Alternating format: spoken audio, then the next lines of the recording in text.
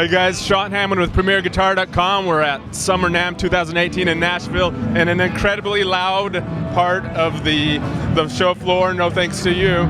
Dude, this is the second time I've had this amplifier on today. I bring headphone rigs for everyone's benefit. It is super loud around here, but there's cool stuff, including you have 2 new pedals. The Reese Lightning is what we just heard.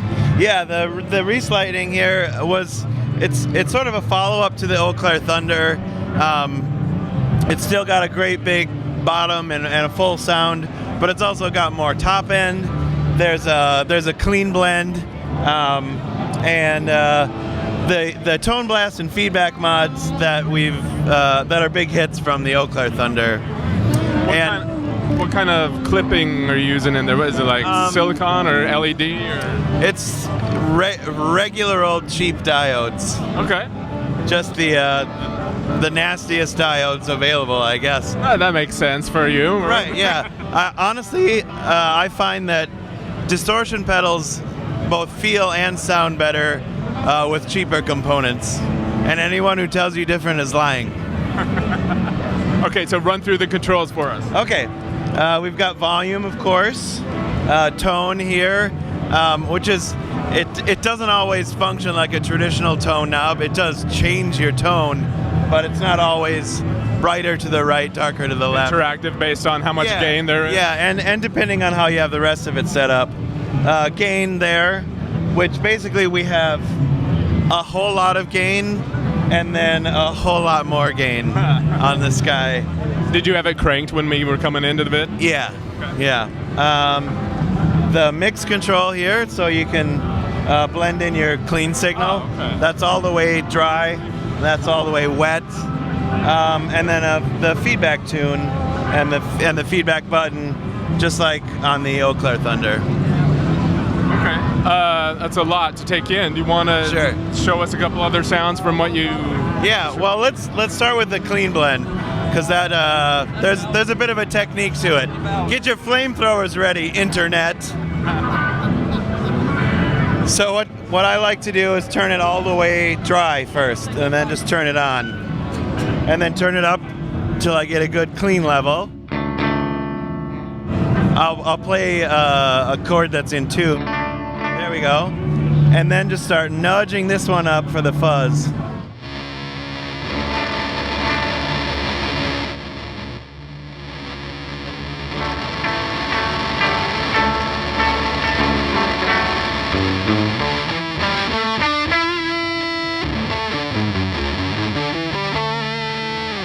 So, yeah, that's the clean blend.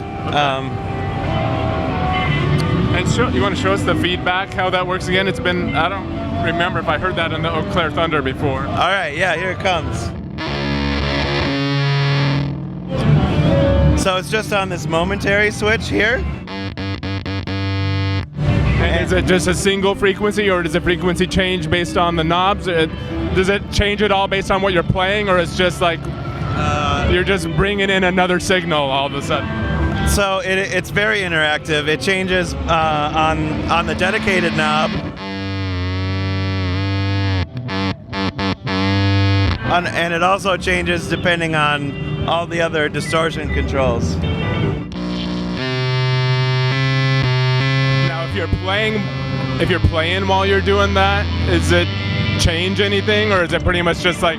About half the time, your guitar signal it'll fight through, and then sort of intermodulate with the oscillation, and then like the other half of the time, it'll just be the noise.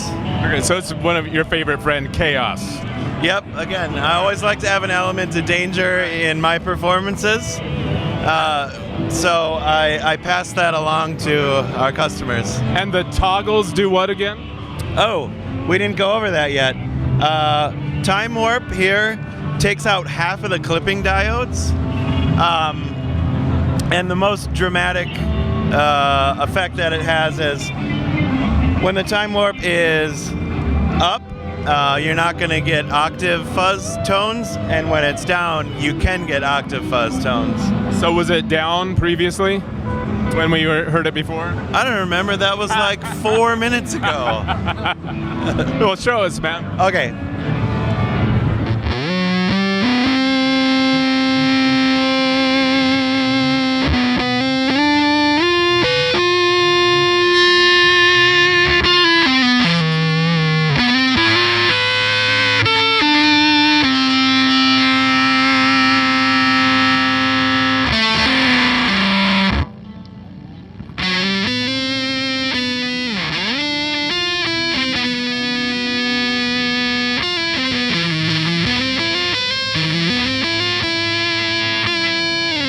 So it cleans it up, thins it out. Yeah. And it, when you get into that octavey stuff, it also like smushes up your chords.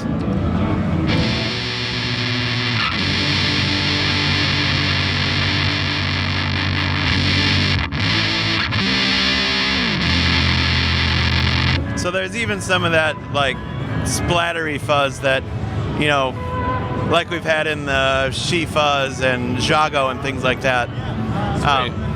What's the toggle next to it? The next to that is the Tone Blast, which just bypasses the whole tone stack. That again, that's also from the Eau Claire Thunder. It's very dramatic on the Thunder. It can be a little more subtle on the Reese Lightning.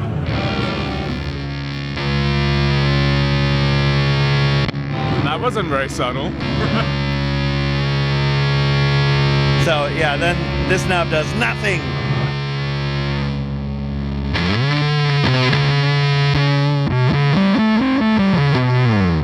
That was a little more subtle. Yeah. So what's the story in the name, the Reese Lightning?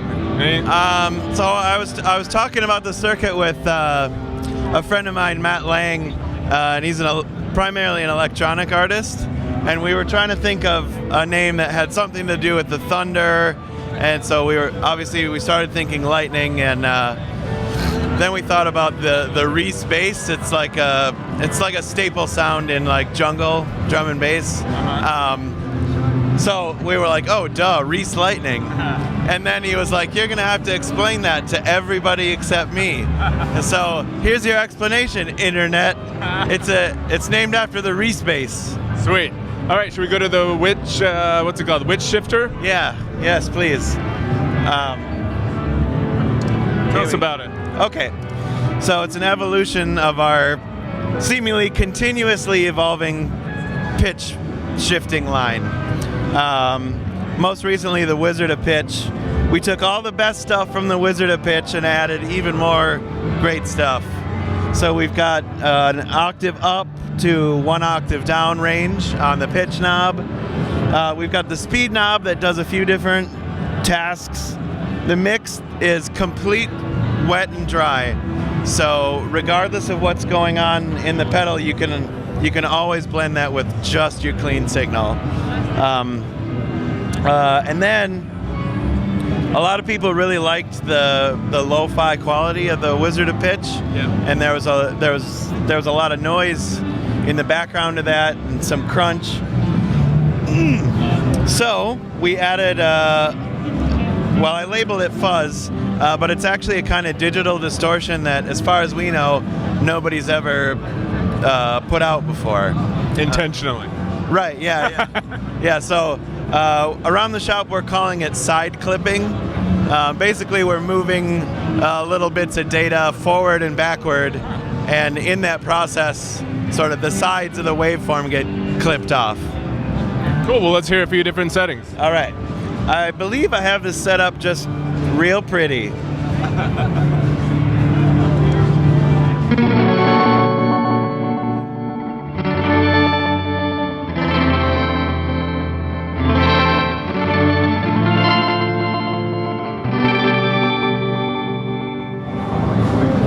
Sweet. So that's doing a lot of tricks at once.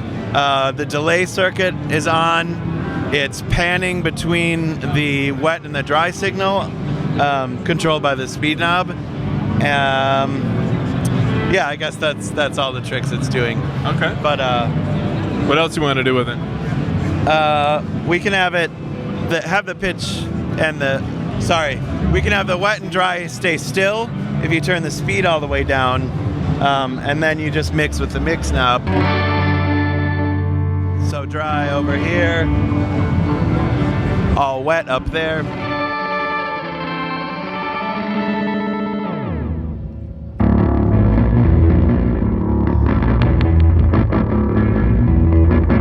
You almost need a bass amp for that, huh? Yeah, well, you know, I'd love to bring 6 amps, but then I'd be too loud. Right.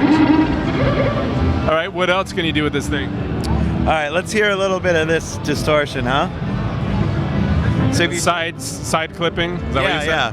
If you turn it up a bit, you know, to like 9 o'clock here, it sounds like the Wizard of Pitch. A little bit of idle, some hiss. The pitch shifted signal stays pretty clean though.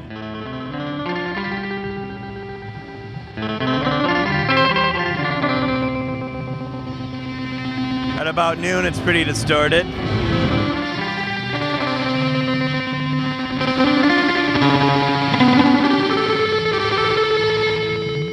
And all the way up, it's gonna be just destroyed.